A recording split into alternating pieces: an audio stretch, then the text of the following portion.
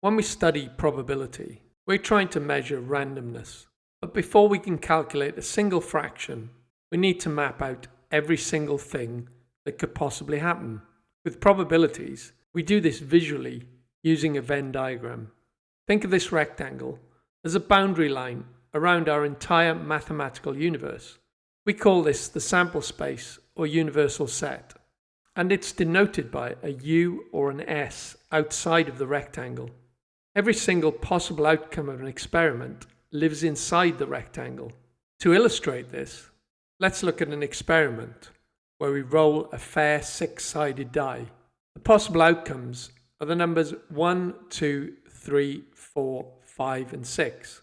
These numbers are our sample space, and these numbers fit inside the rectangle. Now let's look at an event.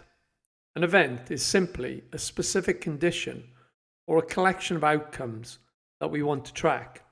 On a Venn diagram, an event is represented by a circle. Let's define two specific events for our die roll. Event A is rolling an even number. That means that circle A wants the numbers 2, 4, and 6, as these are the possible outcomes of event A. Event B is rolling a prime number. That means circle B wants the numbers 2, 3, and 5, as these are the possible outcomes of event B. Look closely at those two lists. The number 2 is both even and prime.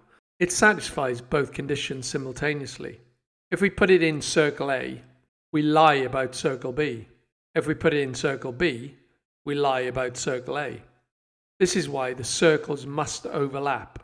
The intersection in the middle is the space for outcomes that belong to event A and event B. So what about the number 1? It's not even and it's not prime, so it's banished to the outer space, sitting inside the rectangle but completely outside both circles. Now, looking at specific outcomes like 2, 3, or 4 is fantastic for visualizing where things live. But when we want to calculate actual probabilities, we need to translate our thinking from individual listings to counting frequencies. A frequency is simply a count of how many items live inside a space. Let's rub out these individual numbers and replace them with their raw frequencies, so you can see exactly how a probability mathematician looks at the board. Look at the board now. These are no longer individual data points. These are frequencies. We have a frequency of 2 in A only, a frequency of 1 in the intersection, a frequency of 2 in B only, and a frequency of 1 outside of A and B. If we sum these frequencies up, so 2 plus 1 plus 2 plus 1, we get the total number of observations in our sample space, which is 6. Now let's look at how effortless it is to calculate our 3 core logical probabilities using nothing but these frequencies over our total count of 6. So first, let's find the probability of rolling a number that's even and prime. So that's the probability of A and B. To do this, we look directly at the frequency of our central overlap. The frequency is exactly 1 out of a total frequency of 6. Our probability is therefore a simple fraction, so the probability of A and B is equal to the fraction 1 over 6. Next, what's the probability of rolling an even number or a prime number? So that's the probability of A or B. Remember, the word or means you can be in circle A, circle B, or both. We therefore simply add up the frequencies trapped inside the two circles. So the frequency of 2 from A only, the frequency of 1 from the intersection, and the frequency of 2 from B only.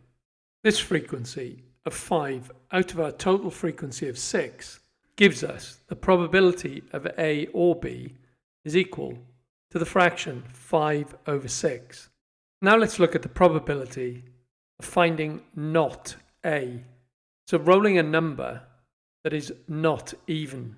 To calculate this using frequencies, we completely block out circle A and add up every frequency remaining outside it. So in circle B, we have a frequency of 2, which is outside of circle A, and we have a frequency of 1, sitting out in the background rectangle. And so summing these gives us a total of 3, which we place over our total frequencies of 6, which gives us the fraction of 3 over 6. And simplifying this gives us the probability of not A equals the fraction 1 divided by 2, or a half.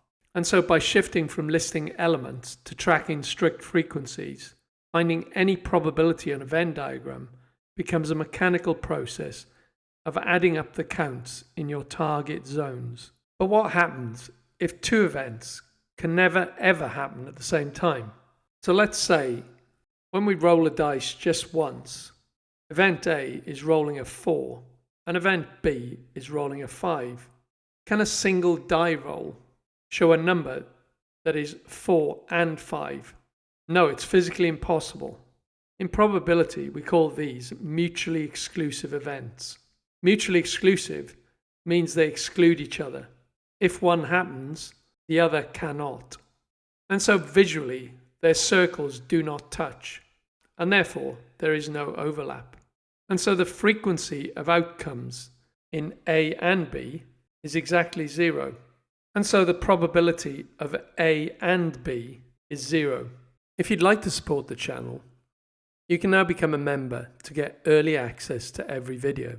To join, you can use the link displayed here, or just hit the join button right below the video. Now let's translate these Venn diagrams into generic shading maps that work for any problem. The first is the probability of A and B. This represents the strict intersection. We shade only the middle overlap where both conditions are met simultaneously. Next is the probability of A or B. Remember, or is inclusive. It means you can be in A, you can be in B, or you can be in both. And so we shade everything inside both circles. And finally, we have the complement, the probability of not A. This means we want absolutely everything in our universe except circle A. And so we shade the outer background space and the exclusive right crescent of B. Instead of an abstract classroom problem, let's look at a real-world scenario from a dance club tracking a social group of 100 people and the 3 styles they dance, so Foxtrot, Jive and Tango. We're given the following information with some unknowns, X and Y, which we'd like to determine. To represent each type of dance, I've created 3 circles, F for Foxtrot, J for Jive, and T for Tango on a Venn diagram. Our unknown variable X, shown here by the red shaded region on the Venn diagram, represents those people dancing Tango and Jive and Foxtrot. Those dancing Foxtrot and Jive and not Tango is also unknown and is represented by this red shaded region on the Venn diagram, where we'll place a Y. Now let's populate the other regions of the Venn diagram with the information we're given. So the total dancing Tango and not Jive and not Foxtrot is given as 24 and is represented by the red shaded region on the Venn diagram. And in this space, we'll put the number 24. Those dancing exclusively Jive and therefore not Tango and not Foxtrot is given as 20 and is represented by the red shaded region on the Venn diagram. And in this space, we put the number 20. And those dancing exclusively Foxtrot and therefore not Tango and not Jive is given as 12 and is represented by the red shaded region on the Venn diagram. And in this space, we put the number 12. And those dancing Tango and Jive but not Foxtrot is given as 12 and is represented by the red shaded region on the Venn diagram. And in this space, we put the number 12. And those dancing Tango and Foxtrot, but not Jive, is given as 8 and is represented by the red shaded region on the Venn diagram. And in this space, we place the number 8. And finally, we're given the number of people who don't perform any of the dances. So not Tango, and not Jive and not Foxtrot. And this is represented by the red shaded region on the Venn diagram. And we're told that this number is 11. We place 11 in this region. Now look at the red shaded region I've marked on the Venn diagram. This represents the total number of people that dance Tango and Jive. And the information we're given is that the total dancing Tango and Jive is equal to 17. Now in this number, we'll also get people that dance all three dances. So it'll also include people that dance the Foxtrot. So we can now set up an equation using this information. And so from this information, we can determine that those people that perform all three dances, so X, as it's an unknown, plus those that perform Tango and Jive and not Foxtrot, which we know is 12, is equal to a total of 17. So we can now solve this equation for X. And so X is equal to 5. And we can replace the X with a 5 on the Venn diagram.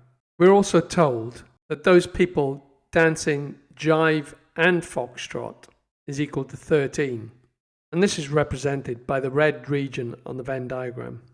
And note that this also includes some people who dance all three. And so we can use this to create an equation where Y, so those people dancing Foxtrot and Jive, but not Tango, plus those that dance all three dances, is equal to 13. And if we solve this equation, we get Y is equal to 8. And we can replace Y on the Venn diagram with the number 8. Now that we've populated all regions of the Venn diagram, we can now check this result. If we sum all these numbers, it should add up to the total group size of 100. And as you can see, when we do this, it does in fact add up to 100. We can now use these numbers to calculate some probabilities. So let's find the probability that a randomly selected person dances exactly 2 of the dances. And so on the Venn diagram, the numbers that represent those that dance exactly 2 dances are shown in the red shaded regions. We can now put these numbers over 100, as that's the total group size, and calculate this probability. And so plugging in these numbers, we have 12 plus 8 plus 8. And dividing this by the total group size, which is 100, gives a probability of 0.28, or a 28% chance that a randomly selected person from the group dances exactly 2 dances. Now let's find the probability that a randomly selected person from the group dances exactly all 3 of the dances. And so performing all 3 of the dances is represented by the red shaded region on the Venn diagram. And so we can take the number enclosed in this space, put it over 100, and find this probability. So we have 5 divided by 100, and this gives us 0.05. And so if we randomly select somebody from the group, the probability that they dance exactly all 3 dances is 0.05, or there's a 5% chance.